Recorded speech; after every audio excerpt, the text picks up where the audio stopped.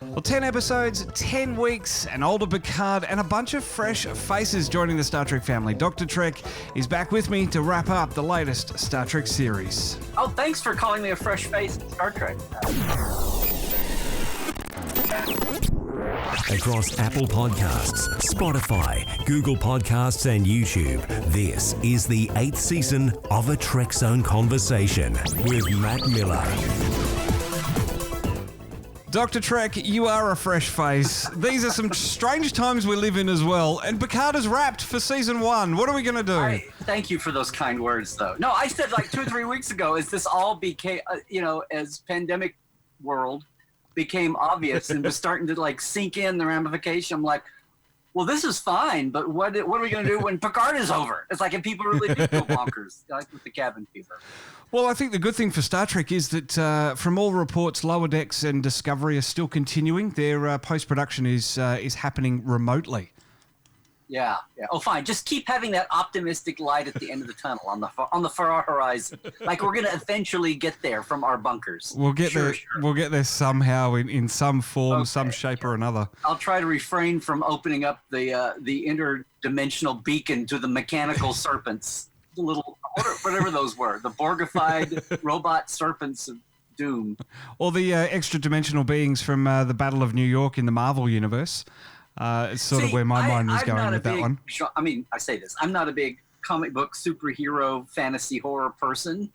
So everything just kind of like, I mean, I get it, but, the flaming rim of Portal is kind of funny to me. It's like they took the Praxis ring and made it smaller and made it still two-dimensional. Yes. Well, of course, you can find Larry on social media, Larry Nemechek's Trekland on Facebook, at Larry Nemechek on Twitter, Portal 47, the Trekland trunk. So much cool stuff. But, mate, and of course, you can find Trekzone as well across social media. Just search for Trekzone. I'm there on Twitter as well, at MirrorMatt86. But, mate, let's dive into that 2-part, 2-week finale. What were your overall thoughts? Well, this season, I tried to remind. What's easy is like I have my thoughts, and then I'm like inundated by the inner tubes. It's like people I know, people I don't know, feedback I get on Tuesdays Live and my portales. We talk, and really overall, it's like everything is. I don't want to say dulled down, but it's like if some people are living a season like this, I was like, down, canyons and valleys, peaks and valleys. It's like to me, it has all felt a little more softened out. There were a couple of things that kind of go in it to me.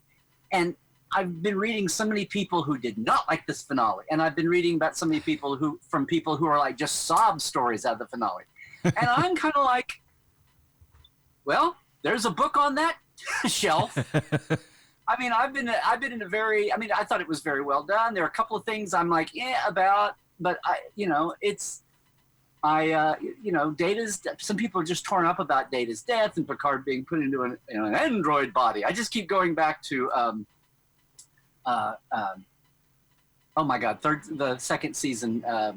Tomorrow is yesterday. That's like of all the Soong and Data references. My mind keeps going back to, and poor Billy Blackman sitting there in an android body, on the table while Sargon and Thalassa are dealing over it. And if you think about it, this finale actually had a throwback to Tomorrow is Yesterday, but on the original series. But no, I've just been kind of like, okay, and it's done. and what's interesting is some of the things I remember thinking at the very beginning. Like the first thing is, well, are they going to use this to tell this late-stage Picard life story, and he dies at the end? And they're going to take, instead of like a movie of 2 hours or heaven forbid, another 26-episode season, they're going to do it in a drawn-out, of standalone shows. And, he died in the end. It's going to be a 10-chapter series to get to his death. And he's still around. Sir Patrick is still going to be in a season 2 now. But basically, that's what they did, was they took a 10-chapter, to get to that. And they didn't ignore. I love how they never called it Irumodic syndrome. But they basically got to what was foretold in All Good Things. But yeah, I'm mostly pretty satisfied. And some of the things I had troubles about with some of the characters, even some of the people that got offed. Like I had no use for Narissa she felt complete, and Peyton List, bless her heart, but I felt like they didn't give her anything to do all year long until like the last 2 or 3 episodes, and then all of a sudden she got to be in the realm of a villainess. She got to be a little more well-rounded, and I actually enjoyed her more than when she was just kind of gnashing her teeth and being token villainous in a serialized, dark, teen angsty meta landscape of media. Like, she can't be a 40s villainess, totally eating the curtains, chewing the scenery. She's got to be the angsty, and I'm bisexual or whatever other gender you want to come up with, and I only operate in dark rooms, and Anyway, I'll take a breath. No, I was fairly satisfied with, like I said, I have 2 or 3 things that I kind of go, but my basic deal is it's out there, it's done. As I always say, if you got a problem with something, then smooth it out. Exactly. Retcon it. Let's move on because it's done. The ship has sailed, and it's not overall a bad product. And it'll be very interesting now to go back and binge watch the whole 10 episodes now and just see some of those gripes that were coming up week to week, whether they, I think a lot of them got answered over the time. You're saying there with Nerissa being a bit underutilised. I think Commodore O as well was underutilised. She just appeared in that second part finale and was like, okay, I have my Romulan fleet now and I'm the big bad. And apparently there are 5 different ways of sterilising a planet. I guess Cisco had number 1. Pattern. It was a pattern. Yeah, I love how they had free. Have you go this way? Have you go that way? I mean, like, you know what? You need more than the Wizard of Oz. I kept going back to the Dyer's cast, and I think it was Improbable Cause in DS9's 3rd season, where the Tal Shiar and the Obsidian Order got together to destroy the Founder's homeworld, and we know how well that succeeded. Right. So I was just thinking, well, here they're basically doing the same thing again. They obviously haven't learnt their lesson. It's the unwritten law of science fiction major armada task forces that the bigger you are, the more room you have for moles. Yes. I mean, just think about this. So here's O. How many years did she come up? We talk about a deep plant. Yes. And this isn't a first. Now, remember, there was a Romulan. She wasn't Starfleet, but she was an ambassador who was actually a Romulan right. in Data's Day of all episodes. That's right, yes. So it's not, and then much less the Romulan Vulcan in Enterprise's time. Balash, whatever his name was, or did they delete that? I always forget because in the original script he was revealed to be a Romulan, and then they kind of softened it into being a Vulcan collaborator. That was the Forge trilogy, wasn't it? In Enterprise's Fall? The trilogy, the Vulcan trilogy. Yeah, the Forge trilogy. Yep. And at the end, when you see him being escorted by 2 Remans, which is one of my favorite trivia questions, where did you see a Reman outside of, Nemesis? But, I don't know. It's like if you get people, part of it also is Picard is so unlike Discovery. And that's not Discovery's fault. Discovery, poor thing, I keep saying, it's like a baby now born in the middle of the coronavirus pandemic. It's like, fine, baby, okay, we've got crises over here to deal with. And it's like, poor Discovery was like birthed in this horrible concoction of timing and people, it had no stability. Poor parents were divorced 3 times in the middle of a burning house. That's how Discovery was birthed. Yeah. And second season was like the second kid where everything was a little more calm. But it's like still the underpinnings are a little like we're still trying to make up for this, And Picard got to have the envious kid down the block that had had the stable household, the stable parents, all the money. Yep. Raised in Southern California. And but apart from that, they're both serialized shows. But Picard really does feel like what a serialized show is supposed to be, which is like in their case a 10-chapter novel. And that was always the idea with Discovery's seasons, but it's like they never got to live up to that because there was so many fires to put out at different, and then they were like put out the fire or putting out the fire. And Picard, so I just think that we can actually, where it wasn't always apparent with Discovery because the cast of characters the behind the scenes cast was changing is more than the on-screen. But Picard gets to live up to the ideal of what a streaming chapter-driven show looks like. So the point where you can tell people if they're really upset about one chapter, don't write off the whole damn series. It's like if you took an old 1 hour, or 48-minute episode from the Berman era original series, or you took a 2-hour movie, and every week you were allowed 10 minutes of it. Mm. Or every week, if you pull out your DVD or your Blu-ray and watch one chapter and then go away for a week and come back. Now, what are you going to talk about that? These are hour-long episodes, not 10 minutes, but it's the same idea story-wise. I'm almost thinking about doing that. I always want to get Nemesis or get Wrath of Khan, watch one chapter or 2 chapters at a time, and then come back in a week. Yeah. Because it's really, it has to be, again, they have to pull it off. But if it's done halfway well, that's what the format is. And we're still all an audience and a fandom that, even though we intellectually say, I know it's not standalones, and I may like that, I may not like it, but the fact remains that's what it is, and is the paradigm of our brain adjusted over to, can I get some new neural lace? And, isn't this neural lace pretty? And you know what I'm saying? It's like we still aren't there. So I just watch these week-to-week battles and controversies and nitpicks, and even with Nepenthe, we love it, but you hated it 2 weeks ago. Yes.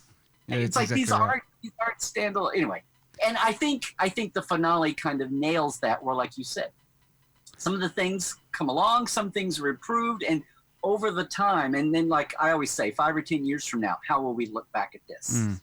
What's the verdict? And will we see things smoother than we remember them in the moment? Mm. And that was one of my things with the Soji and Narek storylines, as I throw a pen around the room, that it did sort of seem to drag on because it was 3, 4, 5 weeks. But if you look at it as 3, 4, 5 installments of the book, 3 or 4, 5 chapters of the book, then it's actually not that long. And this is sort of what you're saying, that go back and grab Wrath of Khan or grab a movie, grab a Berman era show, as you said, and divide that up into 4 weeks and see just how much Threshold. That's the episode. Put Threshold on for 4 weeks and only watch 10 minutes at a time and see how well you cope. Because I bet you in that first week it'll be brilliant. It's another way of getting home, and then probably by the 3rd week it's, oh my gosh, Paris and Janeway had lizard babies. Oh, he pulled his tongue out in the transformation. How edgy. Wow, I never would have thought Voyager could be this edgy. Oh my gosh, they can't have that in Star Trek. Larry, it's all over. That would be half. This half is going, how edgy. And the other half is like, my kids are watching this.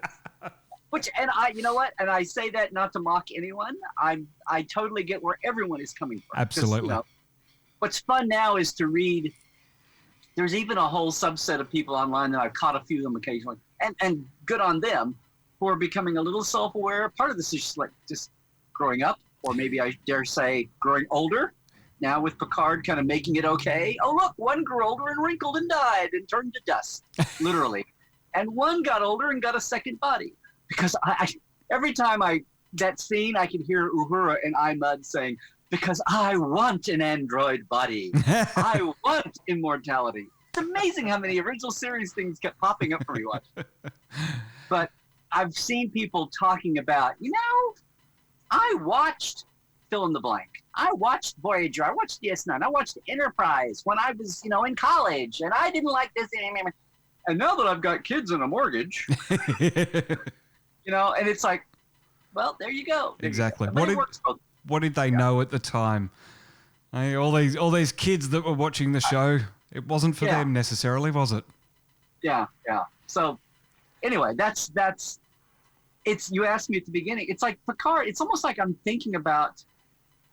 almost thinking about fandom more than I'm thinking about the show, or fandom's reaction to the show more than that. Now, I have a bad habit that I've done since I worked on the Companion ages ago and before, where most people sit down, they watch a show macro, which well, duh, how else would you? And I'm bad about watching a show micro. I was just tweeting out I was laughing. It's like, here I am with my tablet and my other tablet, hold an iPad, and my remote control and a big screen and a pen. And I'm like, anytime something pops up, I want to stop and look. If Rio says something in Spanish, I want to stop and I want to know exactly what it was he said, translated. And if I see a term and I'm like, was that? wait a minute. That would, that's what we say about our Vulcan's origin settlers. I go, wait a minute, is that tomorrow is yesterday? Does that fit? Yes, it does. But I'm like, and I know for I'm going to say 98% of fandom, if I was we were all watching it together and I was doing that, 98% of fandom would like scream and get up and run out of the room because they're watching a show like, So a 48-minute show takes you all day. That's me. That's why my midnight like here, I'll watch it at midnight on Wednesday night, and it's 2 or 2:30 before I finish the first one. But I watched it. I've seen it, multiple times now, and I mean the last scene with Data is amazing. And I don't know. I mean, the only other, Spock's death in Wrath of Khan is the only other death that rivals that. And but it's like. And that felt like it was forever coming. Well, we'd known, you'd known from 66 to 82 was only 16 years with gaps.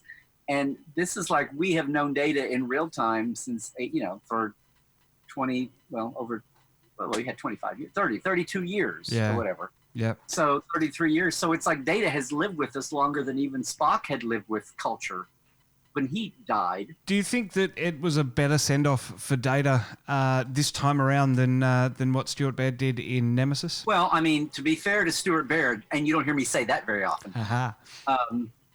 that's the way they wrote. The whole thing of Nemesis, I mean, surely everybody loves to laugh about Brent Spiner over the years saying, no, I'll never play Data again. I'm too old.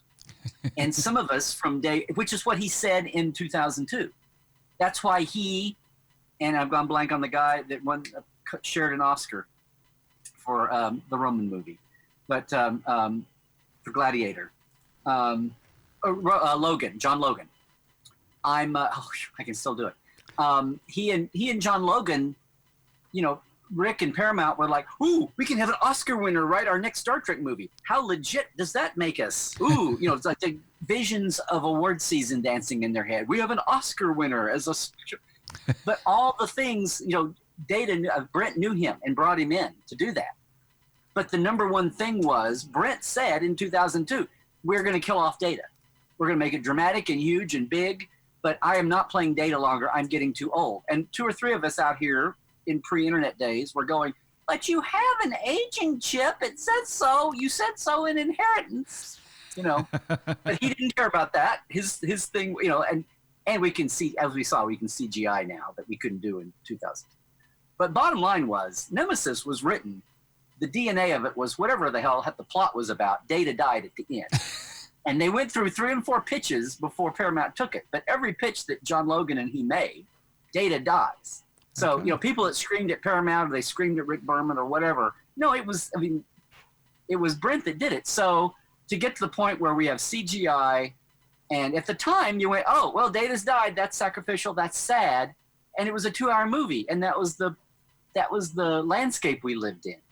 And now, you come forward 18 years, and we're going to give Data a proper death. It's like everybody wanted to give Kirk a proper. Now that was a crappy death. Yes. Kirk in Generation. But Data contemplated his and sacrificed and all that. Now the fact that it stewed with Picard all this time. And then when he got slapped down for his other, for the synth attack and the synth ban, and that just kind of made it simmer, brought it all back, and he simmers on it. That was all fascinating stuff to base a 10-episode season on. So, and then this final, and all that's great. But saying we're giving Data a death he deserves is kind of like, well, I don't know, Matt, did you hear for 18 years people go on about Data's death and Nemesis the way people went on about Kirk's death in Generations? No, certainly not. So anyway, but it was a nice thing to pick up and run with and twist it together. And again, hats off to Michael Chabon and Kirsten Beyer, who is like the lowest on that rung of people with the Hollywood cred, only because she's the newest to it. But she got good on her for being in as a creator. She's getting residuals now. And I know in the room, and I'm not knocking anybody, Akiva Goldsman or anybody else, but between the two of them, all these threads from Star Trek canon that have been woven into this from all over the place, including original series, and even if it's not like a direct canon, a throwback, a moment that you go, what was it? At the end I didn't notice this the first time, but like in part 2 when Soji comes up and sees what's her name, Arcana, her double. She comes up and says, Oh, yeah. she does a Data head tilt, but a Data head tilt is not that different than a Spock head tilt. And she says, "Your name is," and it's like I almost wanted to say, "Your name is Jim." But she says, "Your name is," whichever one it was. I'm going to have to go back and have a look at that. Yeah. Anyway, it was just a little thing that struck me a second time. But that's the kind of thing that when you've got that many old fanboys and fangirls in there, and some of it may not have even been conscious. Some of it may have just bubbled up, and then later on knowing, oh, I wonder if I pulled, my memory of. Anyway. So anyway, that was an overall thought I had, that the longer this season, and it feels like especially as it landed in this finale, and maybe even broken pieces before that. Anyway, I have one other major observation that's so serious I want to make, but I'm going to save it for the end. Oh, okay. Well, I did want to ask you, Larry, this season as a whole, this synth attack, calling them synthetics instead of androids, demonizing them, expelling them from the Federation. How does that sort of sit with you, now that we've seen it all, how does that sort of sit with you in terms of Gene? Everybody talks about Gene Roddenberry's Star Trek. This isn't Gene's Star Trek. It's darker, it's edgier, it's got swearing. The Federation would never ban synthetics. They would never do any of this sort of stuff. Yet they have done it in the past, and they put all those EMH Mark 1s into a dilithium refinery. So how many years was genetic engineering banned because of the eugenics wars, which was predated the Federation? It's like Earth had this episode with eugenic scientists and the excess of science, whatever, and because of that they were burned. And then when they helped found led the founding of the Federation 170 years later or whatever. Yep. Yeah, it'll be about that. Right? Yep. Yeah, 170 years later, there's not only are they still maniacally observing that ban, they basically write it into Federation law. They spread it to everybody else. Mm.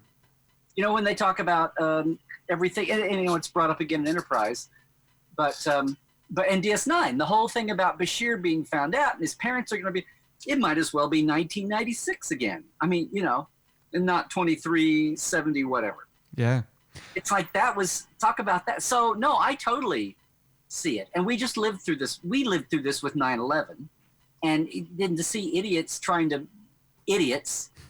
say China virus instead, or Wuhan virus, just to demonize, even if the thing is to demonize as a political thing, then the poor innocents of that ethnic group are being, attacked and assaulted by idiots. But that's what you get into when you make somebody an other. You may have had a totally rational but evil pretense for doing it, but then there's all these ripple effects too. And I totally, the Federation has done it, much less just as a lesson, whether it's immigration policy or whatever here. Yeah, unsettling the Baku because the rings have got radiogenic properties that they want. You could, yes. The Doctor in Author in Voyager's 7th season, fighting for his right to claim ownership of his holo novel. I mean, there are so many cases of the changelings, yes. The martial law on Earth. Yep. And you had a Paradise Lost pacifist president who didn't want it, and you got brought. And we laugh about Admirals all the time, and I know when people watch the first couple of episodes of Picard and Clancy, right? And then you have Commodore O, which I was like, well, she's crazy to begin with, because what Vulcan name is O, and what Romulan name is O to begin with? I thought she was left over from Her Majesty's Secret Service or something. And then we have M, and we have Q, and we have O. These are unique, half Romulan, half Vulcan member here, Bond's team. She's not a 007. She's not a 00. She's a single O. I don't know. But anyway, it's like obviously something was up with her. And immediately that differentiate, people were like, oh, is Clancy it's like, no, Clancy is a normal human admiral. She's not a bad admiral. And people were so, magnetized by her dropping the F word there at Picard. It's like, no, you get the idea they've known each other for a long, long, long, long, long time. It's like you can let your hair down with the people that you've known much longer than people who you don't, right? Good and bad. But all of these cases we were just talking about, the insurrection case, the Baku, Admiral, what's his name this is my that admiral from Leighton, Thomas Leighton. Yes. Yep. Like people saw Brand and Brand. I keep trying to call her Clancy, Admiral Brand. Admiral Clancy. They see Clancy and they see O, and they go, "Oh, the Federation is so much darker now than it was. What's happened to the?" It's like, all the time we're seeing the Federation's huge and Starfleet is huge, and we're seeing these stories through the lens of one person. Yep. And sometimes all it takes is one person. Admiral Satie retired. Okay? Sometimes all it takes is one person to be the weak link in a reporting chain, one person with an agenda, and maybe it's a completely misguided agenda. Dougherty in Insurrection was completely misguided. He totally regretted what he'd done as he was being killed. And it wasn't for being killed. I think it's like his face is a recognition of, oh my God, I've gone too far. This is out of hand. And by then he couldn't rope it back in. So all these prior cases were the entire Starfleet bureaucracy, the entire Federation, all whatever friggin' number of planets it is, led by Earth, which I wish somebody would do a story about that sometime, about how Earth-centric the Federation is, and does anybody else resent that? But it's like it's always like one person or one or two people pivotal. And they're not being dictatorial. They're just like the weak link in the information reaction chain. You know what I'm saying? Yep. And here's a case where Clancy, as pithy as Picard is, the second time he talks to her, she's trying to tell him to shut up, that of course he was right. Damn it, Spock, we're rescuing you. And anyway, so all those week to week, hand wringing, pearl clutching, oh, the Federation, it's like one person, guys. One person. if they're talking to an evil circle of 12 minions, then okay, maybe there was more of a thing going down when the little creepy crawlies and parasites in Conspiracy had taken over, air quotes, more of Starfleet than this is about, or that Dougherty in Insurrection, or Leighton in Paradise Lost. There, I got one of the two. You know what I'm saying? Yeah. So once again, guys, take a breath, step back. Well, again, it comes back to this thing that you said at the start of the show about watching this thing as a whole, and people have reacted week to week to a whole novel, doing this whole bit by bit and reacting to the bit by bit. And Patrick Stewart has said that it's not going to be like Star Trek. It's going to reflect what the current climate is, and all the, oh my gosh, they can't do that. Oh, it's going to be Trumpism and blah, blah, blah. But it actually has been, as Star Trek always has been, a reflection of the time and putting it into the Star Trek context. And lo and behold, at the end of it, there is that peaceful and happy ending. There is that happy universe feeling that we always get. Or at least upbeat. Upbeat, yeah. Definitely upbeat, and moving in the right direction. We've lifted the synth ban. Picard's a synth now, so we have to lift the synth ban, and everything's all okay, and we're one happy fleet. I get, yeah. I bet we're and in the meta sense, in the we're watching it sense, Trek has been around for now into 54 years. Yep. And now it's like, oh, look, there's a little original series Romulan theme under the, dum, dum, dum, dum, dum. Or here's a little Voyager theme wrapped up when you think you're saying goodbye to Seven. Or even here in the finale, Picard makes a speech about truth and honor and wisdom and learning, and there's a little Next Generation, motif under him. It's like they're not afraid to bring up old, it's like, here, we'll just hit it on the nose. Yes. We don't care because... I'm crying. No, you're crying. I get more teary about those things than I am about the, and it's, bless their hearts, so many fans, the Data death scene at the end. Spoilers. And And they're talking, and please, I'm all for that. Everybody unload. I guess I was just a little more intellectual about it because we've had characters die before and all that. I will get more emotional about actors in real life when they pass or when they're going. All right, Larry. Well, we are fast coming to the end of the show, and I did hear you tease. Wait, I got this list of 47 things and I didn't bring it up. 47 things. I think that's our average runtime for a show. But there was something. No. Here's what I wanted to say. Yes. So when you're watching this season, because I only noticed, maybe it's just the last half, but increasingly, including the last 3 or 4 episodes, play the drinking game with Picard. Here's your line. Whenever anyone says, what is going on, or what is happening, or what just happened, people say that like 3 times a show, an hour. What's happening? They're all saying, and it's usually when they're all in their chairs, and the La Serena is juggling. What just happened? Like, I don't remember anyone in 54 years of prior Trek saying it that often. But anyway, it's like a trademark of Picard. To me, it's like the Picard trademark. I could do an entire 5-second parody of the entire season of Picard. Just sit there and go, what just happened? I love it. Larry Nemechek, it is always fun to check in with you and talk Star Trek. Dr. Trek yourself, it's a thrill to keep bringing you back. It honestly is. And Star Trek Picard has been fun, and I think you'll be back again a little later this year when we've got those other 2 Star Treks to talk about. Yeah. And when they can, film a series and not have to stand 6 feet apart. Actors and crew alike. Yeah. And thank you, Matt. It's always a pleasure. And edit the show with only one editor in the edit booth at a time. Yeah, right. It's absolutely crazy. Larry, you stay well, and we will see you later in the year here on Trekzone. Yes, trek well, my friend.